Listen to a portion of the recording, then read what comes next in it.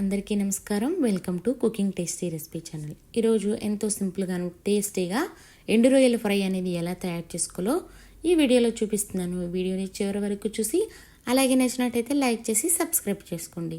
ఈ ఎండు రొయ్యలు అనేవి పెద్ద ఎండు రొయ్యలు అండి. సేమ్ ఇదే ప్రాసెస్లో చిన్న ఎండు రొయ్యలు అయినా కూడా తయారు చేసుకోవచ్చు. ఎంతో సింపుల్గాను తక్కువ టైంలోనే ఎండు రొయ్యల ఫ్రై అనేది ఎలా తయారు చేసుకోవాలో వీడియోలో చూద్దాం. ముందుగా ఒక కప్పు ఎండు రొయ్యల్ని శుభ్రంగా వాష్ చేసి ఒకసారి బాగా వేడి నీళ్ళల్లోని మరిగించిన వేడి నీళ్ళల్లోని ఒక హాఫ్ అన్ అవరు ఇలా నానబెట్టుకోవాలండి. ఇలా నానబెట్టుకోవడం వల్ల మనకి ఎండు రొయ్యలు అనేవి గట్టిగా ఉండకుండా తినేటప్పుడు కొంచెం మెత్తగా ఉంటాయి అన్నమాట. ఇలా నానబెట్టిన ఎండు రొయ్యల్ని మరొకసారి శుభ్రం చేసుకొని పక్కన పెట్టుకోవాలి. ముందుగా స్టవ్ మీద బాండీ పెట్టి బాండీలోని 2 లేదా 3 స్పూన్లు ఆయిల్ అనేది హీట్ చేసుకున్న తర్వాత 4-5 లవంగాలు, 1 స్పూను సోంపు యాడ్ చేసి ఇవనేవి లైట్గా ఫ్రై అయిన తర్వాత ఒక 2 యాలకులు, ఒక బిర్యానీ ఆకు, 2 ఇంచుల దాచిన చెక్క యాడ్ చేసి సన్నగా కట్ చేసి పెట్టుకున్న ఆనియన్స్ అనేవి ఒక 2 యాడ్ చేశానండి. ఈ విధంగా ఆనియన్స్ యాడ్ చేసి ఆనియన్ని బ్రౌన్ కలర్ వచ్చేంత వరకు ఫ్రై చేసుకోవాలి. ఆనియన్స్ అనేవి నేను కప్పు రొయ్యలకి చెప్తున్నానండి. మీరు తీసుకున్న క్వాంటిటీని బట్టి ఆనియన్స్ అనేవి యాడ్ చేసుకోవాలి. ఈ విధంగా ఆనియన్స్ యాడ్ చేసి మంటని మీడియం ఫ్లేమ్లో పెట్టుకొని బ్రౌన్ కలర్ వచ్చేంత వరకు ఫ్రై చేసుకున్న తర్వాత ఇందులోకి 1 స్పూను జింజర్ గార్లిక్ పేస్ట్ అనేది కూడా యాడ్ చేసుకోవాలి. ఈ జింజర్ గార్లిక్ పేస్ట్ అనేది పచ్చివాసన పోయేంత వరకు లో ఫ్లేమ్లోనే ఫ్రై చేసుకోవాలండి.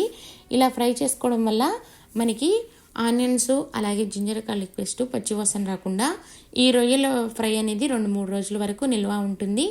అలాగే ఎటువంటి స్మెల్ కూడా రాదనమాట. ఇందులోకి 1/2 స్పూను పసుపు అనేది కూడా యాడ్ చేసుకొని పసుపు లైట్గా వేడెక్కిన తర్వాత కాస్తంత కరివేపాకు కూడా యాడ్ చేసుకోవాలి. ఈ విధంగా ఆనియన్స్ అలాగే జింజర్ గార్లిక్ పేస్ట్ అనేది బాగా ఫ్రై చేసుకోవాలండి. అప్పుడే మనకి 2 రోజుల వరకు నిల్వ ఉంటుంది ఎండు రొయ్యల ఫ్రై అనేది.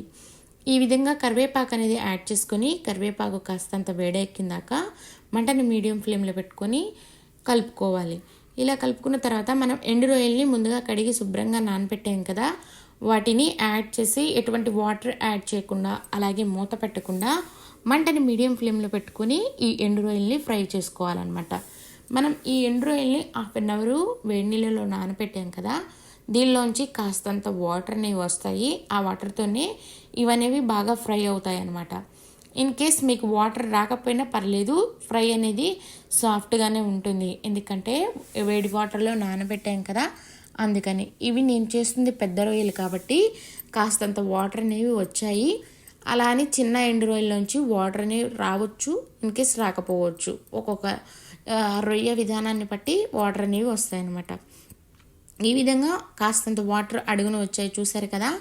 ఇప్పుడు ఈ విధంగా వేగుతున్న రొయ్యల్లోకి కాస్తంత 1 స్పూను సాల్ట్ అలాగే 1/2 స్పూను జీలకర్ర పొడి అలాగే సాల్ట్ అలాగే నేను తీసుకున్నాను 1 స్పూన్ సాల్ట్ అనేది యాడ్ చేస్తున్నానండి. మీరు తీసుకున్న క్వాంటిటీని బట్టి సాల్ట్ అనేది యాడ్ చేసుకోవాలి. సాల్ట్ యాడ్ చేసిన తర్వాత మంటని మీడియం ఫ్లేమ్లో పెట్టుకొని మరొక 5 నిమిషాల పాటు ఫ్రై చేసుకోవాలండి రొయ్యల్ని. ఇలా సాల్ట్ యాడ్ చేసిన తర్వాత రొయ్యల్ని ఒక 5 నిమిషాలు వేగించడం వల్ల మనకి మరి కొంచెం సాఫ్ట్గా వచ్చే అవకాశం ఉంటుందన్నమాట. అందుకని ఇప్పుడే కారం అనేది యాడ్ చేయకూడదండి. ఈ స్టేజ్లో కాస్తంత ఉప్పు యాడ్ చేసిన తర్వాత మరొక 2 నిమిషాల తర్వాత ఫ్రై అయిన తర్వాత దీనిలోకి 1 స్పూను ధనియాల పొడి అలాగే 1 స్పూను గరం మసాలా పొడి అనేది యాడ్ చేయాలి. విధంగా ధనియాల పొడి అలాగే గరం మసాలా పొడి అనేది యాడ్ చేసిన తర్వాత మంటని మీడియం ఫ్లేమ్లో పెట్టుకుని రొయ్యల్లోకి బాగా కలిసేలాగా కలుపుకోవాలి.